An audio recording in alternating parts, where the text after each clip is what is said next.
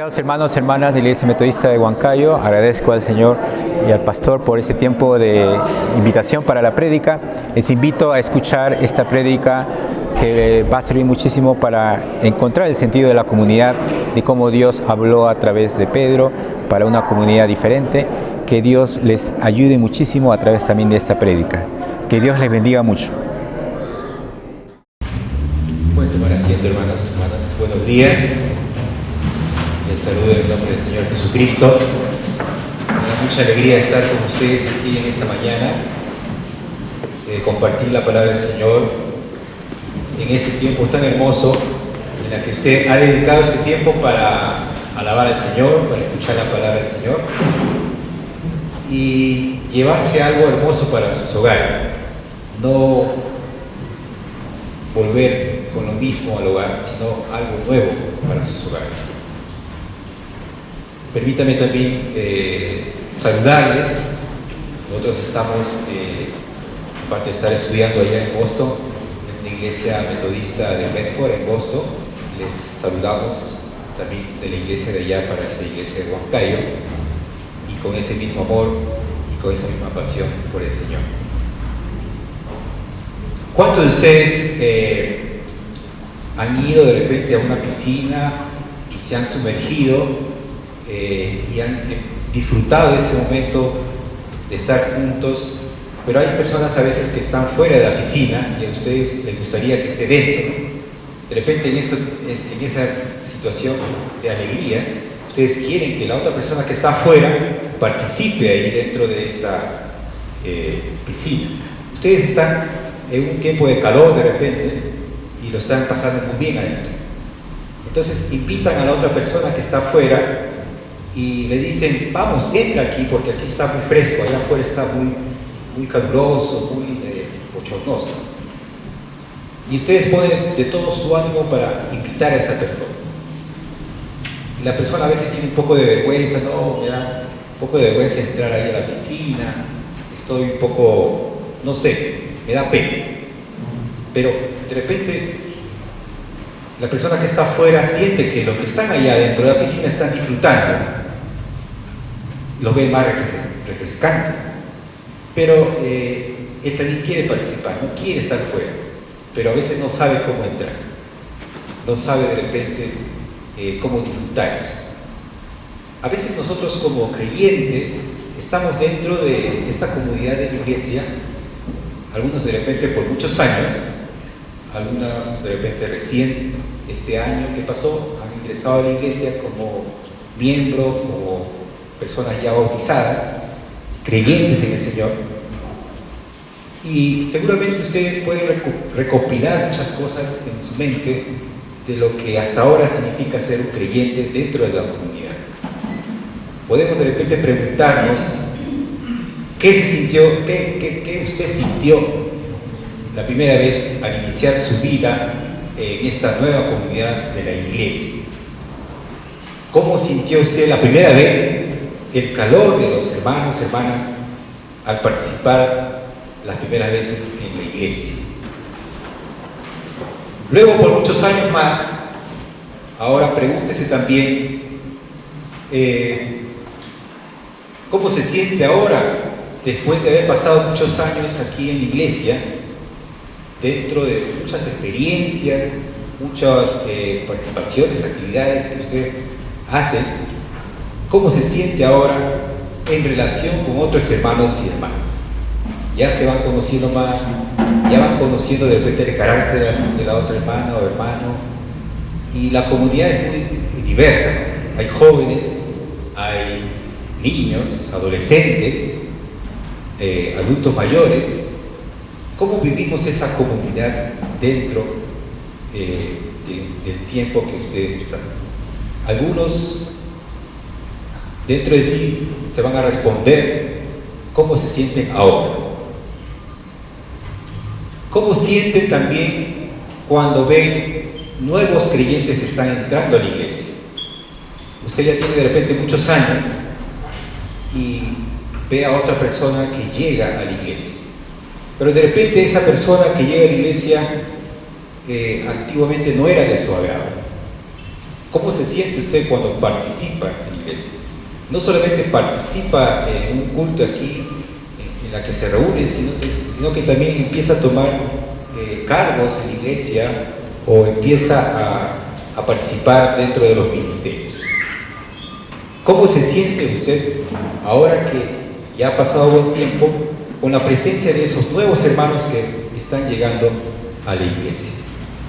¿Cómo se sienten los adultos cuando los jóvenes empiezan a incrementarse de repente en la iglesia? Vamos a ir a este texto porque este tiempo, iniciar el año, después de pasar el tiempo de Navidad, que recordamos el nacimiento de Cristo y todo lo que significa para nosotros, y seguramente la semana pasada hemos estado viendo sobre la presencia de los sabios, y esta semana el énfasis es sobre el bautismo, dentro del marco de la Epifanía, de lo que significa la revelación de Jesús para toda la comunidad. Fíjese, en este encuentro he tomado este libro de Hechos, y luego vamos a tomar un punto importante de la experiencia de Jesús y su bautizo, pero quería detenerme en tres cosas puntuales de este libro de Hechos, especialmente en el texto que hemos leído. Si ustedes pueden seguirme, el versículo que vamos a estar tomando aquí.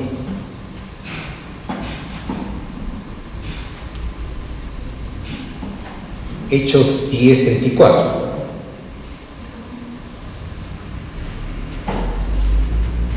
Vamos a hablar de estas tres cosas, ¿no? La primera cosa tiene que ver de cómo es que Cristo se revela para todos, sin excepción. Vemos el testimonio del propio Cristo haciendo el bien y sanando. La tercera parte de cómo lo mataron y Dios lo resucitó. Fíjese en la primera parte, cuando Pedro empieza a predicarles a esta comunidad, a este grupo, están en la casa de Cornelio, un poco para que podamos recordar lo que pasó ahí antes. Vamos a retroceder un poquito lo que Lucas nos está diciendo. Recordemos que él está dentro de la casa, Pedro está en la casa de Cornelio. Cornelio es una persona que no es judía, sino que está llamando a sus amigos para que escuchen el mensaje de Pedro.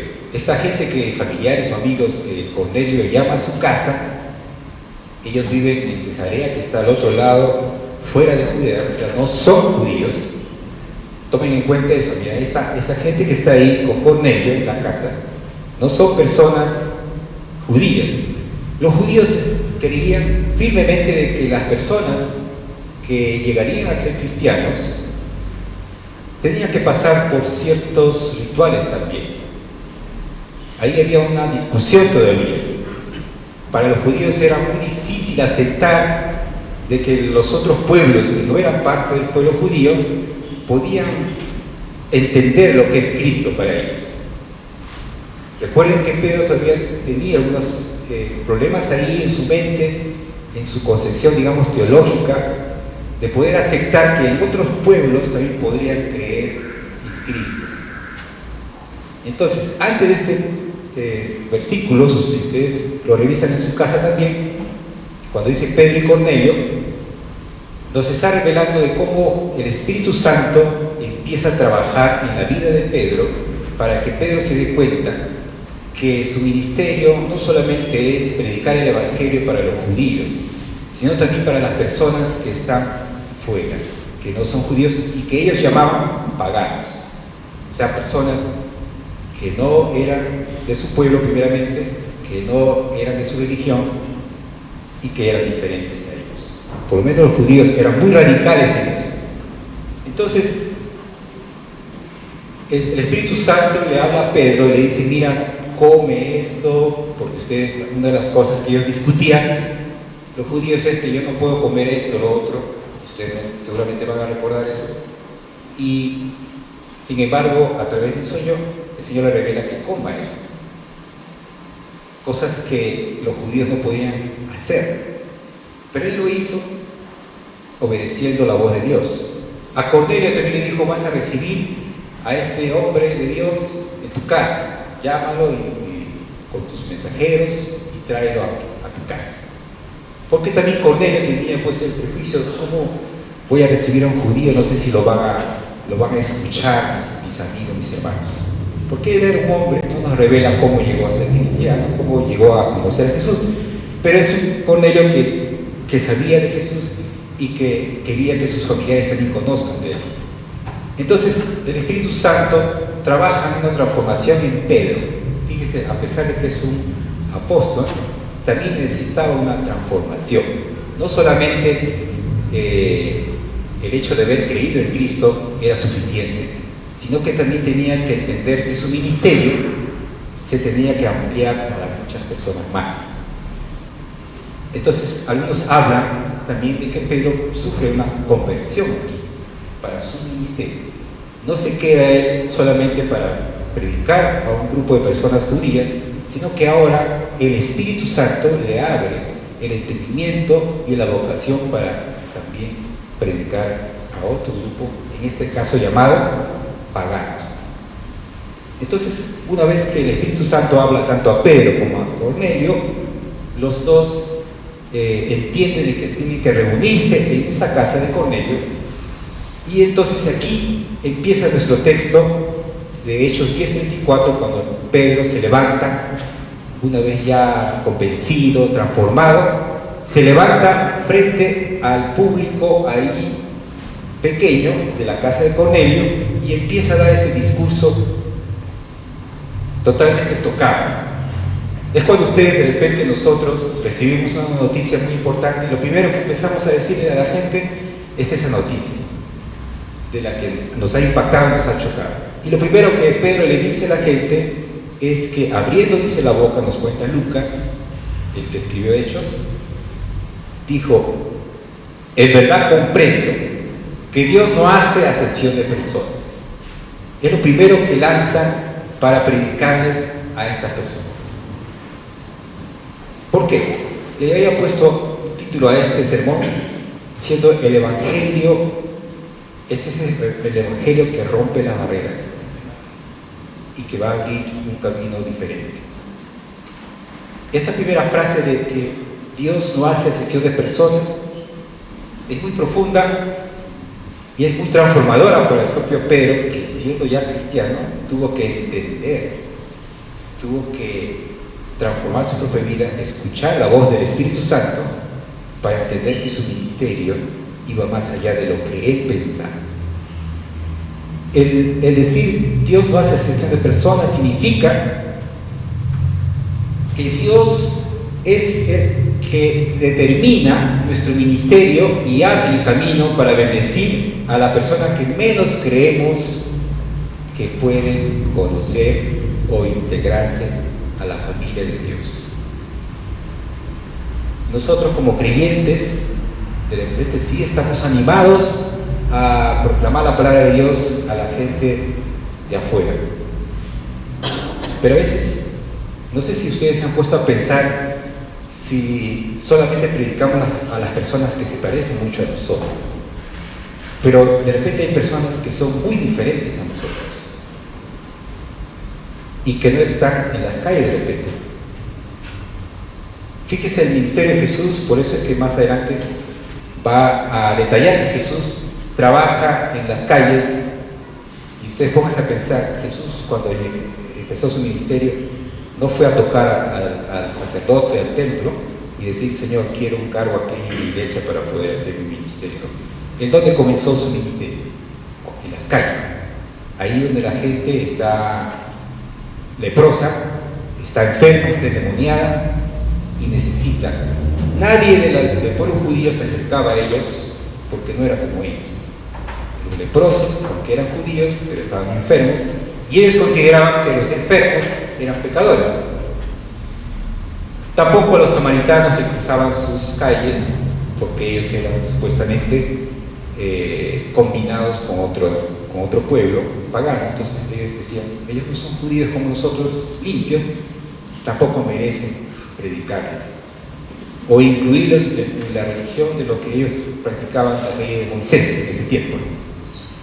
Pero Jesús sí, Jesús fue justamente a las personas totalmente diferente a ellos. Y Jesús podría haber dicho, yo soy un judío bueno, carpintero, sí, pero bueno, y voy a trabajar solamente con gente que se parece mucho a mí.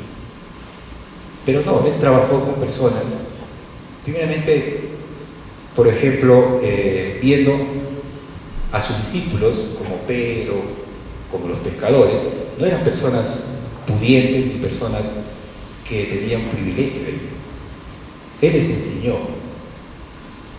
como decimos ahora, les empoderó personalmente para que ellos sientan que sí sirven y que pueden hacer muchas cosas para el Señor. En este pasaje entonces Pedro reconoce de que su ministerio va más allá de lo que él como personalmente había puesto como criterio. Dice, sino que toda nación se agrada del que le teme y hace justicia. Pedro está madurando su comprensión del Evangelio. El Evangelio no se queda solamente en decir, bueno, Señor Jesús, perdona mis pecados y acepto y me bautizo. Ahí no termina nuestra relación con el Señor, sino que debe madurar en el sentido de entender que nosotros, cuando ya nos hemos bautizado, somos parte de una comunidad. Y ahí es donde, es como dicen los universitarios, ¿no? La parte difícil, bueno, por lo menos en la universidad pública, la parte difícil es ingresar, pero la otra parte, mucho más fuerte, es mantenerse en el estudio hasta terminar y obtener un grado. La primera parte, en la que usted hizo una decisión al Señor y bautizarse, es la entrada a formar parte de la comunidad del Señor. Pero el desafío es que en esa comunidad podamos vivir en amor y en armonía. Las personas que vengan nuevas, y por más diferentes que puedan parecer a nosotros, debemos aprender a vivir en una comunidad de amor, así como Pedro lo menciona, en toda nación que se agrada del que le teme y hace justicia. Y él empieza a recopilar este mensaje que se le ha dado ya hace muchos años al pueblo judío, pero no lo ha entendido. Si ustedes revisan las leyes, por ejemplo, de Moisés, en Deuteronomio, todo ello, todo su sistema de vida y de comunidad está basado en el amor de Dios. Si tú sembrabas en el campo, deja también lo que tú tienes para otras personas. Es una muestra de amor. Si una persona se quedaba viuda, tenías que tú sustentarla a esa persona. O sea, siempre el mensaje del amor estaba ahí, pero parece que los judíos nunca lo entendieron. Y aquí Pedro vuelve a predicar este mensaje, ¿no? Dice, Dios envió mensaje a los hijos de Israel anunciando el Evangelio de la paz por medio de Jesucristo. Este es Señor de todos. Otra vez hace este énfasis de que este Dios no es solamente de aquellos que ya aceptaron a Cristo, es para todos. Porque los que están afuera, los que dicen no creer en Dios, son dignos de misericordia, y nosotros solamente somos siervos que estamos llamados a llevar este Evangelio a las personas cuanto más o menos son muy diferentes a nosotros. Las personas que se drogan de repente, están en la calle o están en otras situaciones.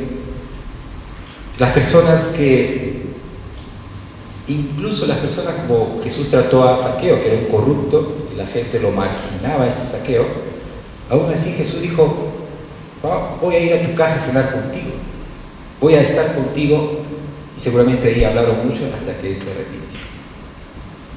Pero Jesús rompió esa barrera del prejuicio al acercarse a otras personas.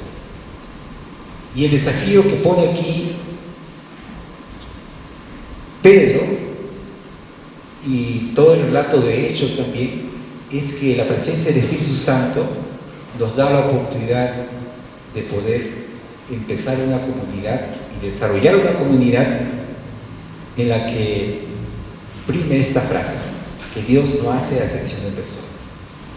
Todos son importantes en una comunidad, mucho más en una iglesia que predica el amor, que predica la justicia y que predica un evangelio que transforma las vidas. Fíjese en la segunda parte. Entonces, la segunda parte dice que Jesús andaba haciendo bien. Aquí en la traducción de Reina Valera dice haciendo bien. No quiere decir que Jesús estaba haciendo propiedades, ¿no? Sino haciendo bien, o sea, cosas buenas para las personas, como sanando, porque ahí sigue diciendo, en el versículo 38, dice, Dios ungió con el Espíritu Santo y con poder a Jesús de Nazaret. No es una motivación cualquiera, sino es, una vez más, la guía y la unción del Espíritu Santo. Y como éste anduvo haciendo bienes y sanando a todos los oprimidos por el diablo, porque Dios estaba con él. Y ellos fueron testigos, dice, las cosas que Jesús hizo en la tierra de Judea y en Jerusalén, pero lo mataron y lo colgaron en madero. Entonces, las cosas que él hizo por el bien, algunas personas dirían, bueno, si alguien hace cosas buenas, seguramente es elogiado. Pero en este caso Jesús, por más cosas buenas que haya hecho, lo mataron. Jesús no tenía ese propósito de ser popular, esas cosas, pero él lo que quería dejar claro es que esta acción del Señor iba a redimir a su pueblo. Dice, Dios le levantó al tercer día e hizo que se manifestase, no todo el pueblo, sino los testigos que Dios había ordenado de antemano. Pero aquí quería detener un momento cuando dice que Jesús iba haciendo el bien a las personas. El ministerio de Jesús, como decía, no se limita solamente a la puerta de entrada en la que nosotros decimos, bueno, nos arrepentimos y vengo a Cristo, sino que desarrolla un ministerio que muestra el amor hacia las personas, sin prejuicio, sin diferenciar ya sea su raza, su cultura, incluso su forma de ver a Dios. Hermano, ahora que he tenido oportunidad, por gracia de Dios, de viajar a varios lugares, he visto cómo adoran al Señor en diferentes culturas, pero es su forma de decir a Dios, yo te amo, o también la forma de vivir en comunidad. Los peruanos, los latinos somos más alegres, los norteamericanos son un poco más fríos, ¿no? Tú le puedes decir hola y te dicen, ay, listo, pero no te dan un abrazo. La cultura es diferente, pero algo que nos une como cristianos, como creyentes, es entender. Hay hermanos que les gusta levantar, muy animados, cantar, hay otros hermanos que no. Pero es una forma de cada uno decirle, Señor, yo te amo, yo te gusto. Incluso también hay muchos ministerios, como el servicio social, hay otros que tienen la habilidad de predicar, hay otros también que tienen la habilidad de trabajar con ministerios de niños, de jóvenes, de adolescentes, o jóvenes también que tienen la capacidad de desarrollar proyectos sociales. Es decir, hay muchas experiencias que como seres humanos se desarrollan. Y esa es una vida de comunidad. Y cuando se habla de bautizo aquí, al final, en la tercera parte, hablamos de vida abundante. Dice el versículo 42, y nos mandó que predicásemos al pueblo y testificásemos que Él es el que Dios ha puesto por juez de vivos y muertos. Cristo es nuestro centro y nuestra inspiración para la práctica cristiana. De este dan testimonio todos los profetas que todos los que en Él creyeron recibirán perdón de pecados por su nombre. Él estaba aún hablando ahí, dice, para concluir con esta parte, y el Espíritu Santo llegó a todas estas personas que estaban ahí. Y dice que y los fieles de la circuncisión que habían venido con Pedro se quedaron atónitos de que también sobre los gentiles se derramase el don del Espíritu Santo. Porque la gracia, hermanos, del Señor es para todos y a veces para las personas menos esperadas o a lo que menos nosotros esperamos que puedan convertirse. Es el Espíritu Santo el que guía nuestro ministerio y por ende involucra a las personas en nuestra comunidad. Nos toca a nosotros recibirles o jalarles a la piscina, pero disfrutar de esa comunidad juntos, sea quien sea que haya llegado, porque ¿quién es el que determina quién entra a tu comunidad? Nosotros somos parte de esta comunidad por la gracia de Cristo. Yo no sé si viene alguna vez un joven rapero y viene con sus, ¿no?, todos sus vestimentas. No sé si el pie lo dejarán estar. Yo creo que sí, ¿no? De repente dice, pastor, acá me parece que la música está así, ¿no? ¿Cómo dialogar para que aún esa persona pueda sentirse parte de la comunidad? ¿Cómo hacer que esa persona no se sienta incómoda, sino más bien cómoda con eso? Porque todos hemos entrado bajo el mismo criterio, que es la gracia del Señor. Y aquí quiero finalizar vinculándolo con este pasaje que estamos leyendo en todas las iglesias, que es de Mateo, pero solamente quiero tomar esta parte de Mateo 3:15, cuando a Jesús lo están bautizando, y ustedes todos saben, cuando Jesús estuvo frente a Juan, y él no quería bautizarlo, y dice, como tú, si tú eres el ungido de Dios, ¿cómo yo te voy a bautizar? Y Jesús le dice, deja ahora, porque así conviene que cumplamos toda justicia. Deja así que conviene que cumplamos toda justicia. Y entonces dejó que Jesús se bautizara. Jesús no era necesario que, según el criterio, ¿no?, cuando Juan llamaba al arrepentimiento por el pecado, entonces quiere decir que todos tenían pecado. Entonces Jesús también tenía pecado. Según las revelaciones, y lo que creemos es que no es así.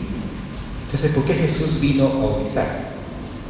Entonces queremos resaltar esta parte. Jesús viene ahí como parte de un testimonio, pero también a veces pensamos que solamente el arrepentirse es dejar los pecados, dejar aquellas cosas malas.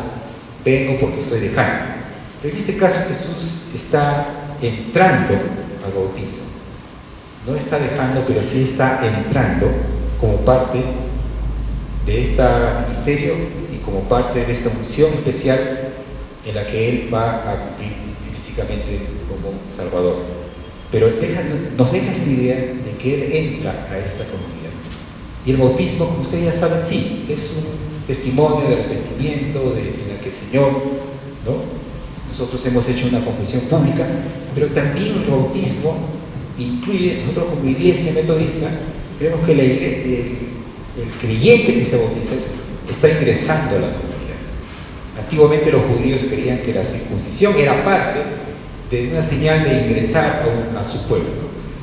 En ese caso, el bautismo también, aparte de lo que ya ustedes saben del arrepentimiento, es que el creyente ingrese a la comunidad. Por eso, lo que ayer han bautizado, es la persona que se ha bautizado, no la dejamos sola, ¿no? Es parte de esta comunidad. Y si el pastor estuvo aquí, quiere decir que es parte de esta comunidad de Huancayo. Entonces va a aparecer un registro con su nombre, los jóvenes de repente lo visitan, o los pastores, pero ya es parte de una comunidad, ¿no es cierto? Entonces ahí Jesús nos muestra que no termina el ministerio con predicar ese evangelio, sino que más bien nos deja la responsabilidad de cuidarnos mutuamente y de desarrollar nuestra fe en comunidad. Ese hermano que Jesús, a través del Espíritu Santo, permitió que entrara a través del bautizo, es un hermano que hay que cuidar. No quiere decir que vamos a vigilarlo mañana, tarde y noche, sino es cuidarlo con amor, enseñarle, como hacían los apóstoles, y hacer que esa justicia de la que se refiere el Señor sea una justicia que esté llena de su gracia, que lo reconozca a la otra persona que está frente a ti, que es nueva, porque fue diferente, que es parte de esa comunidad, por más pequeño o por más joven que sea. O el hermanito que siempre se sienta atrás. ¿Por qué se estará siempre atrás? ¿Tiene vergüenza? No sé. O no sé, pero la cosa es que a veces se va y nadie les saludó y como somos bastante de repente, ¿no? Me sucedió allá en Lima, en una iglesia grande, donde siempre había unas personas que se estaban atrás. Y cuando terminaba el culto se iban rápido y a veces uno no podía bajar volando, ¿no? hasta la puerta, pero ya se iban. No se sentía parte de la comunidad. Entonces teníamos que hacer, no sé, un coffee al final para que puedan conversar un momento y conocerse. Acá no sé cuántas personas veo, no sé, más de 100. Y no sé si todos se conocen, no sé si todos conocen sus problemas, dificultades, pero yo les invito en esta última parte a pensar de cómo nosotros nos sentimos con nuestros hermanos ahora. Algunos son nuevos, no sé cuántos años tendrán en la iglesia, o los hermanos más antiguos. ¿Cuántos conocen a aquellos hermanos nuevos y ya los hemos recibido como parte de la familia? Cuando usted tiene, cuando llega un nieto a la familia, ¿cómo se siente usted? Llega feliz, dice el hermano. Le da su regalo a sus yernos, a sus familiares para que puedan tener lo más cómodo posible. Pero están ahí pendientes de que el nieto vaya creciendo, le regalan sus primeros juguetes, no sé, primeras cosas, pero sienten que están ahí pendientes. Entonces veamos cuántos jóvenes hermanos o adultos son nuevos y estamos nosotros pendientes, no solamente el pastor, o sea, el pastor está mensajeando. El pastor, claro, tiene su responsabilidad, pero es parte de toda la comunidad. Por eso usted se da cuenta cuando el pastor llama a un miembro nuevo, no solamente pregunta al nuevo creyente en sus votos de fidelidad al Señor, sino también pregunta a la congregación si ustedes van a ser responsables de que este hermano nuevo mantenga su fe en el Señor y todo ello. Y no es una declaración solamente por decir, sino es un compromiso con el Señor. Si usted no lo vio al hermano, puede llamarlo. O ahora es que existen tantos medios, ¿no?, para poder comunicar, ¿no? Están las redes sociales, están, no sé, acá la ciudad es muy pequeña, pueden visitarse. La cosa es que entendamos que nuestro bautizo no terminó ahí, sino que continúa en la vivencia y la convivencia de una comunidad que no hace excepción de personas, como dice Pablo. Y cuando usted vaya a predicar, piense en cómo o a quién está buscando. No espere que esas personas vengan acá por sí solas, sino que vayan a esas personas que sabemos que están ahí.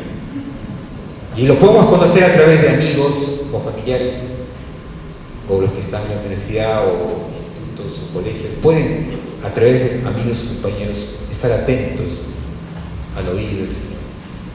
Dejemos que ese Espíritu Santo nos guíe para encontrar a esas personas, para animarlos a que entren a nuestra piscina, a disfrutar de la presencia del Señor, del amor del Señor. Amén. Voy a invitarles a ponerse de pie. Vamos a orar justamente por una comunidad que el Señor desarrolle en nosotros con madurez, y también orar por aquellos que necesitan del Evangelio, necesitan nuestra presencia, necesitan de nuestro amor y necesitan de nuestro tiempo. Amén. Amado Dios, te damos gracias porque tú nos das la oportunidad, Señor, de conocer a través de tu Evangelio, primeramente dejarnos guiar por tu Espíritu Santo para realizar un ministerio sin nuestros criterios, sino más bien con el criterio que Cristo nos ha puesto, que Él nos ha enseñado, que nos ha abierto el camino para entender que somos una comunidad. Nos llama para ser cristianos, pero dentro de una comunidad. Oramos hoy, así como Jesús también oraba por todos sus discípulos para que seamos uno en Cristo. Y para que eso dé testimonio a aquellas personas que no creen en ti, que somos uno en Cristo. Padre, que no nos quedemos solamente con esa primera experiencia del bautizo, sino que entendamos que somos una comunidad para todos y todas.